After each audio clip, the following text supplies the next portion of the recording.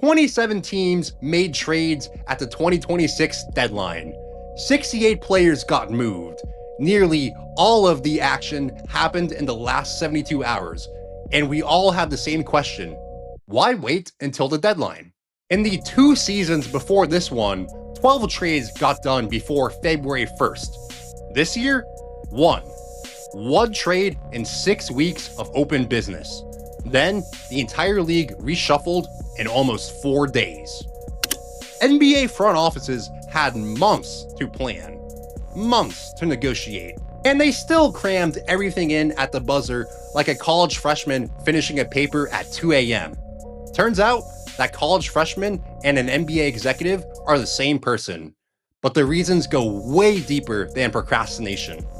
I'm Kyle, this is Basketball Business, and let's answer the question of why teams wait until the deadline to make moves.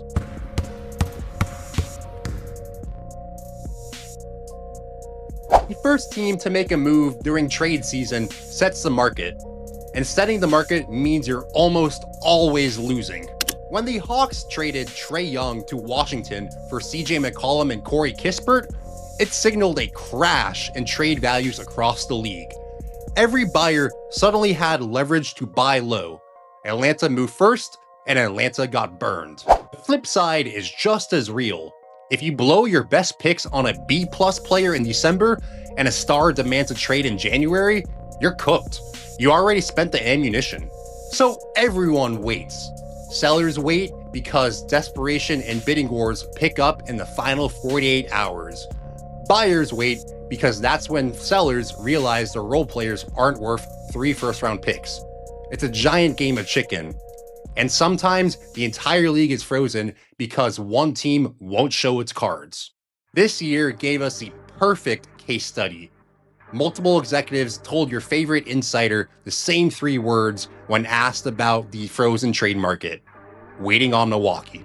The Bucks spend weeks taking calls on Giannis, giving teams the impression they were exploring offers.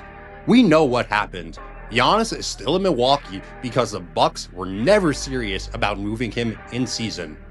But because Milwaukee held the biggest domino, nobody else could commit. Golden State couldn't finalize their plans. Minnesota had to wait until they gave up and made their marginal moves. Miami sat still. One franchise's indecision paralyzed 29 others. Milwaukee's logic was sound. In the offseason, picks in 2033 become tradable. Teams like the Heat go from 2 available first-rounders to 4. The asset pool expands exponentially. The Bucks looked at the deadline offers and said, "We can get more later." Rational for them, catastrophic for the market. In 2026, making an early NBA trade could potentially destroy your franchise for years. Under the old CBA, an early trade that didn't work out was fixable. You adjust, aggregate contracts, flip players, and chain a second deal together. But under the new 2023 CBA, early trades are path dependent. One wrong move locks you into a financial prison for years. Second apron teams can't aggregate salaries, can't take back more money than they send out, can't include cash, and can't use the mid-level exception. Their future first-round picks get frozen if they stay above the line.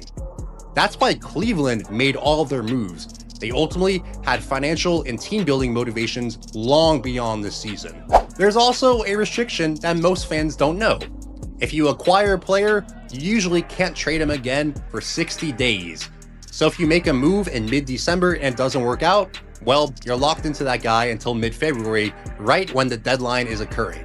CBA punishes early creativity. And for luxury tax teams, waiting is a literal accounting strategy. NBA salaries are prorated daily.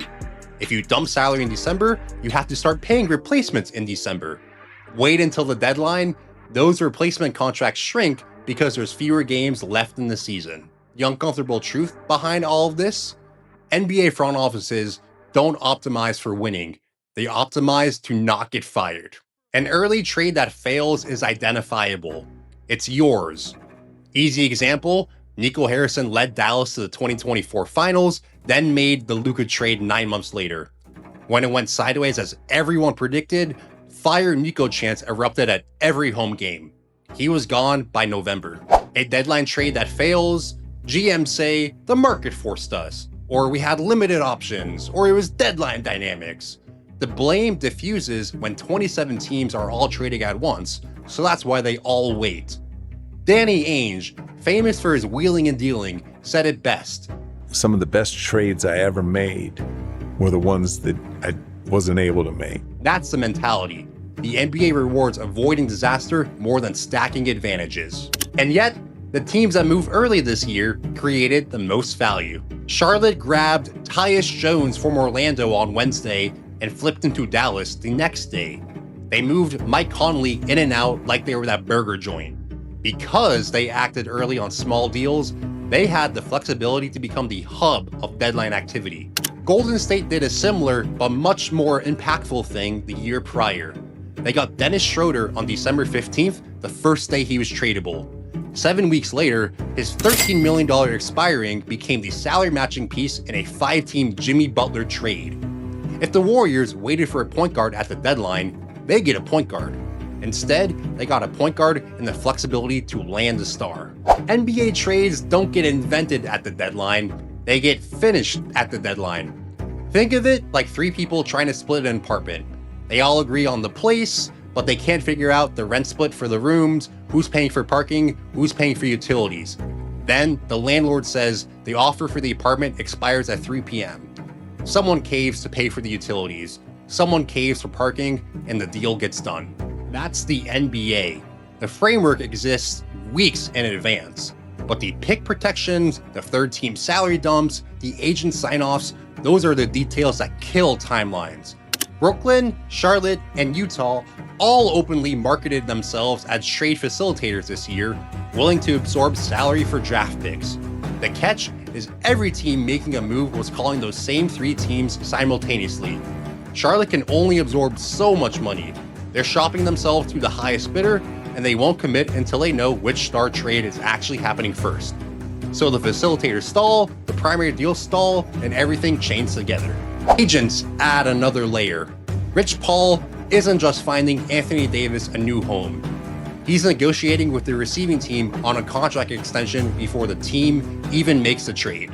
Cam Thomas's no trade clause killed every deal Brooklyn tried to make, and they had to waive him instead.